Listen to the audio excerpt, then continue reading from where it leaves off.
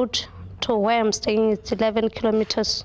And all over, you will be meeting with wild animals like lions, springbok, hamsbok, and usually it's easier for you to see those wild animals because they're easy to be seen at the desert.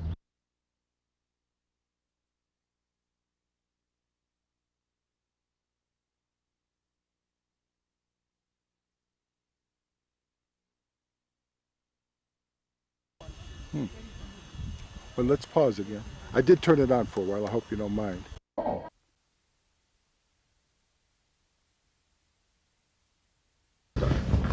Yeah. Okay, why don't you introduce yourself again, please? I'm Kauni, and I originate from Kagai village.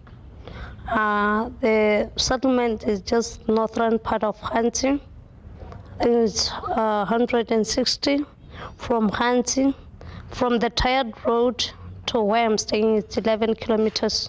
And all over, you will be meeting with wild animals like lions, springbok, hamsbok, and usually it's easier for you to see those wild animals because they're easy to be seen at the desert.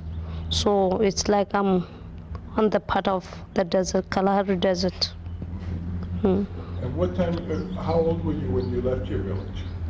No, I've been staying there for long until I was took by a Norway couple to stay with them. A couple from Norway, yeah. Then how old were you then? I was 10 years. Oh. Then they're the one who taught me how to speak and write English. And then I stayed with them for probably 9 years, and I left them when I was 19. That's the time when they were going back to Norway. And suddenly I just decided to promote my culture, to show people how we do the culture, and to explain our culture in detail so that they can understand well the owner of the culture is the one who is doing that. And you know, most of the time, whenever we do our culture ceremonies, we always invite people who are really interested. As I said before, the dance of the Bushman dance, it's only you feel it. The way you feel it, that's the way you can dance it. But if you don't feel the music, then it will be difficult for you to dance the Bushman dance. And now, with the Norway couple, was it like you were their child, or was it like you were working for them? I can't say it was a working, because what they were normally doing, I was just staying there, not doing that much because I wasn't old. Until the time I reached 16, that's when I started working for them. But I was just staying with their kid, playing along with her, but it was a great family, and I really enjoyed staying with them, and even now I just want to go and stay with them. And does most of your knowledge of the culture come from being a Bushman, or is it from also reading, or what? I don't read much, but I enjoy experimenting things and learning from people. Because whenever you learn from people, you get more detailed and expressed information than when you're reading. Because those people who are writing the books, they're getting information from somebody. But when you go to the owner of the culture and ask them some questions, really you will get a good information. I left my home village when I was 10. In fact, I didn't left it for that 9 years I spent with the Norwegian couple. I always visit them, and because normally the time I was growing up, that's the time I was getting more interested in my culture. And even the time when I was staying with the Norwegian couple, I used to tell them that no, I miss my mom, not really missing my parents, but just missing the culture itself. because what we normally do, it motivates us and it gives us the spirit of believing in ourselves. So that's why I was just checking on them and seeing what is going on. And the time they left, that's the time I spend more time with the elder people to learn more about my culture. And are there enough elder people that remember when it was more nomadic and when they didn't live in the village? Are there people still alive that can tell you about that? Yes, most of the people that are alive, like my grandmother is there, my grandfather is there, and my father's mother is there, but fortunately I lost my father, and that's the man who really cares about us, and he really encourages us to believe in ourselves and to respect his absence. But now even if we lost him, we still respect his absence, and all together we love each other. We have the spirit of sharing, and I'm the only sister with 6 brothers. Now, from things that I've read, I understand that the Bushman culture, they don't have jealousy. If someone else gets something, they share with everybody, and there's no jealousy. Is that true? Yeah, that's what I told you, that in our family we believe in the spirit of sharing, the love spirit. So even in our community there is no jealousy. Like, we always encourage each other, so that even if we get through those bad stages, we just motivate you until you go through them. And when you have something, it's better you share with others. Even the ideas we always share so that we can survive together.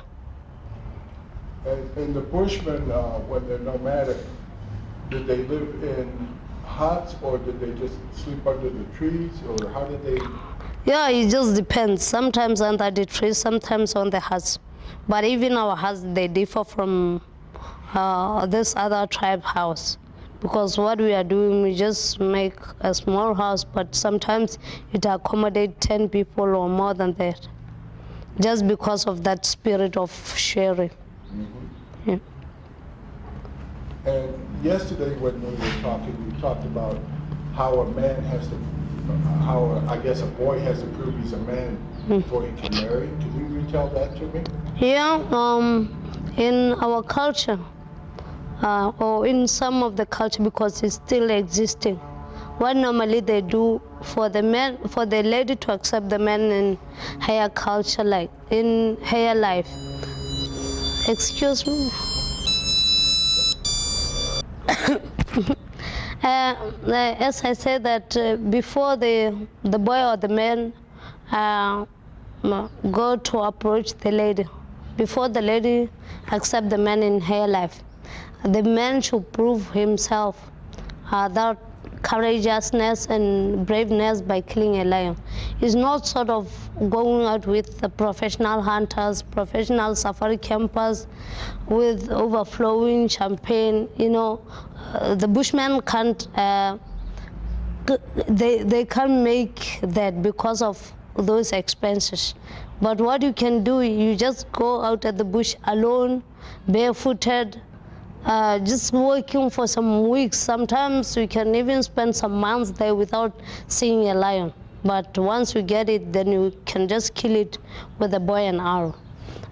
The bow and arrow, what we do, we just rub a papaya on the tip of the arrow. What? The pupai. Pupai, and what is that? Certain seed, certain insect. Then we rub it on the tip of the arrow. Then what it does, it just weakens the animal so that it will be easier for you to kill it. It's a poison? It's sort of, because it's not that poison, because it can't kill you. If it was poison, then we wouldn't enjoy the meat. Oh. But that's how we use, that's the method of killing a lion or killing any wild animal. Do the Bushmen still go out and hunt that way? Yeah, that's a good, tragic thing. It's a strategic thing, because they still hunt that way, because it's a strategic thing. Whenever you go to hunt for a lion, it's easier because it doesn't make that noise. And you know, you can kill one, then after 2 days we kill another. Because once you make noise, they move from that place to another place. So when you use a bow and arrow, it's a silent hunting and it won't scare them from that place. You know, in the past, we were just hunting the wild animals like anytime you want to. But nowadays, as it's under the government and the government wanted to control the situation so that whenever the tourists they come around the country, they can see those wild animals. So it's impossible for us to just go and hunt. But now they just give us some permits to allow us to kill some of the wild animals. But some of the wild animals that are protected, that whenever, even if you are a bushman, whenever you kill that particular animal, then you will be in jail. So I think it's more time we just work on how we can promote our culture and get something to survive with. Okay. Okay. As I've been saying just now, as I told you that now we are under the government, and the government is the only person who is controlling all the situation. And sometimes he offers the houses, sometimes food, sometimes clothing. It just depends on what you want in your life or what you don't have, so that the government can help you. And it's a good thing, like we're not working and the government is helping us to maintain our lives. So I think most of the houses are being given the hand by the government. Even me, on my side, my suggestion is to help the destitutes and people living with the disabilities. But it's so difficult because I don't get sponsorships and so. But whenever I get something, I will just try to help my people. Government wasn't forcing, in fact. Some of the people, they say the government was forcing. Really against that, because now there are many tribes in Botswana who are educated and are staying in town and they're getting all the facilities that the government is providing. And now we're still staying at the bush, wanted to kill the wild animals, wanted those herbs. And now, you know, we're living in the difficult days that we have AIDS, we have polio, and I don't think that those herbs can help if you don't know your status. So the government is just helping us to get into those facilities and to enjoy whatever he's providing, like what he's doing to other tribes. So you think overall what the government's doing for the Bushmen is a good thing? Removing the Bushmen to another place. Yeah, it's a good thing because you can't stay in a world or forest like you are an animal. So you should socialize with people. You should get to the people, and you know it's a good idea. I hope, because whenever the tourists they come around, they just come to meet people. And how can they meet people at the world? It's better they meet the people in the village. That's when the people can take those tourists to the forest or to the nature. You know, it's more interesting when you come to the village and you meet people, they describe their culture, you meet them doing whatever their culture needs, and now they show you how they track the animal and whatever they are doing to the animal. You know, even you as a tourist, you can be interested on it. Rather than going to the world, when you're interested on seeing the animals, you met with people, you know, it's sometimes it just takes you off. Yeah. Okay. How about, you were mentioning how you like to help the destitute in the village and handicapped. what do you do to help? I just want to raise some funds, like we'll be promoting culture, and with handicapped people, I just want to expose their culture, or to expose their talents, that they can be handicapped, but still there are some things that they can do, and it's possible for them to do those things. And with the destitute, I would like to raise funds for them and help them, to show them that that's not the end of the world, and still there are more things to do. Like to show them how to make some beads, then I just buy them some material from there. They make the beads and sell them for their own survival. And now the beads that you have on, you've made those beads? Yeah, I'm the one who's making the beads, and I'm the one who's making this leather clothes.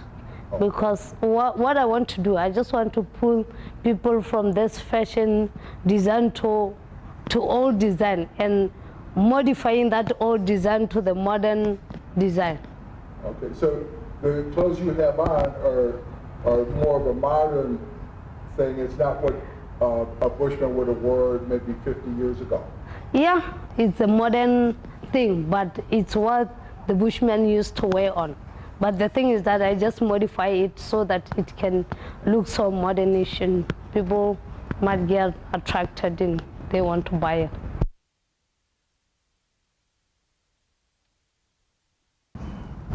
With the beads that you have, I know that you've made them. Are those traditional beads or those beads that you've bought? What are they made of?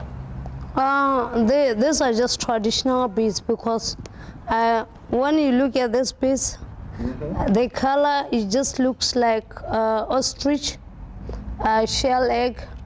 And what we normally do, we cut that ostrich shell egg, then we cut it into the pieces. From there we look for a sharp stick, then we put a hole on that shell, or on that pieces we have cut.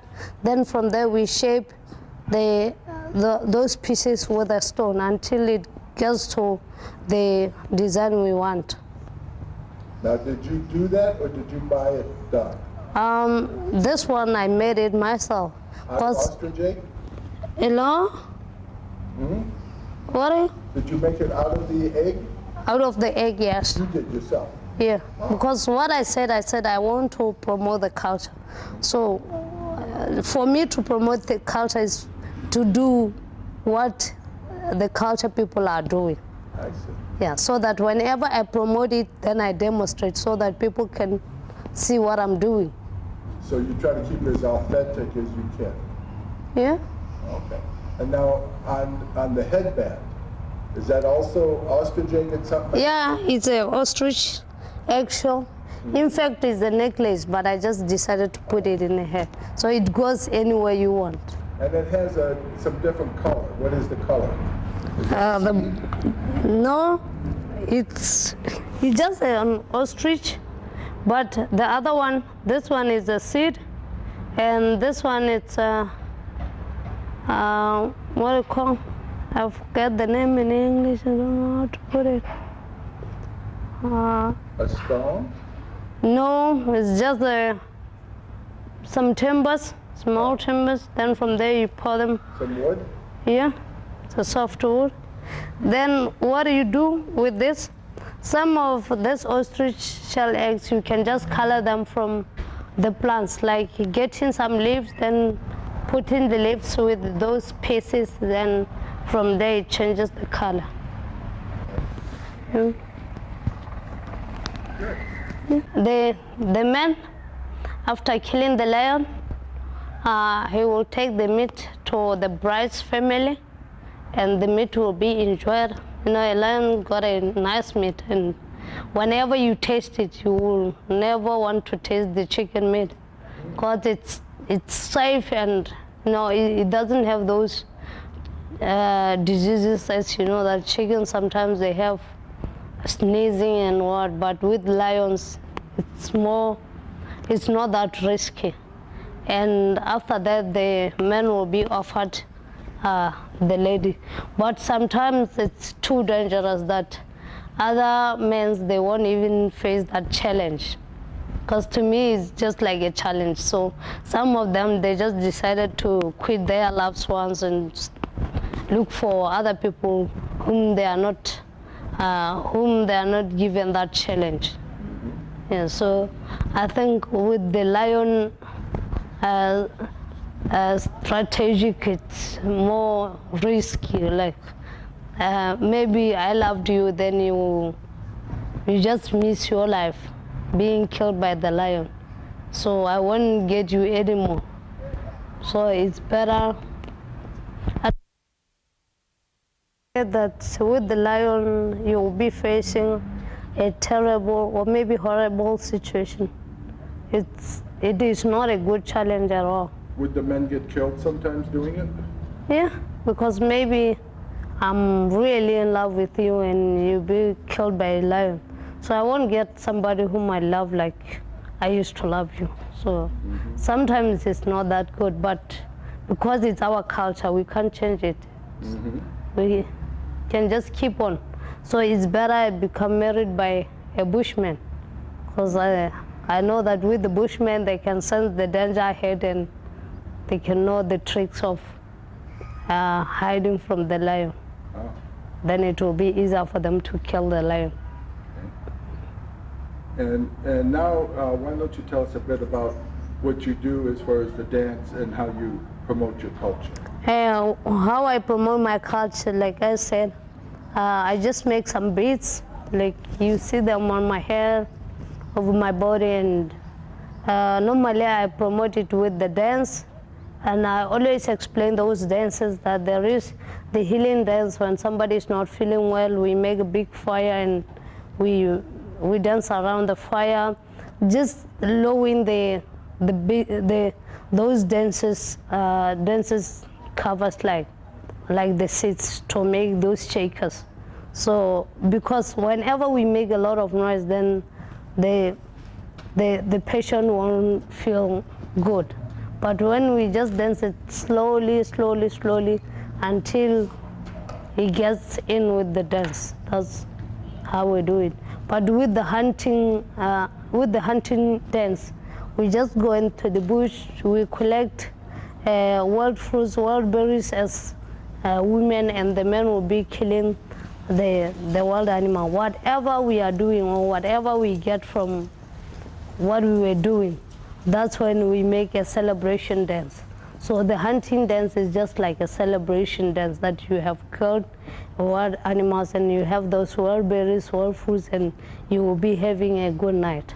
And there is the play or the game dance. The game dance is when maybe the rain is raining and you really enjoying the weather, and you know that whenever it rains, then you will get more wild fruits, wild berries, groundnuts. You know, nature is good, and normally we believe that with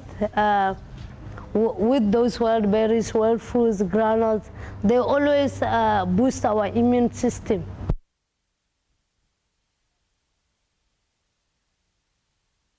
It boosts the immune system, and that's vegetation. You know, vegetables, they are good, and even meat is good, but with vegetation there is life there. Because green is life, and you know, green is beautiful. And when you dance, like for maybe someone being sick, do the women and men both dance, or? Yeah, there are two different dances for the women and for the dance. With the men, they just dance, their feet being down like as you see what I'm doing. And with the ladies, they just do like.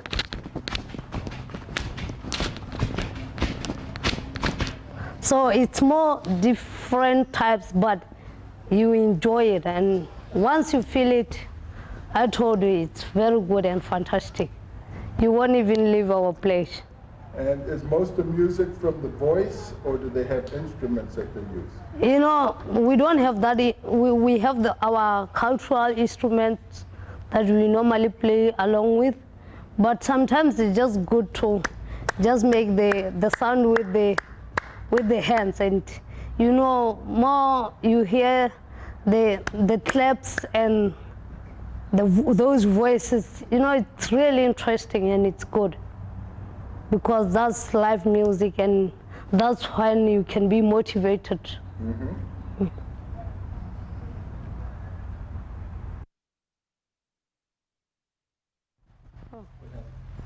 I don't know.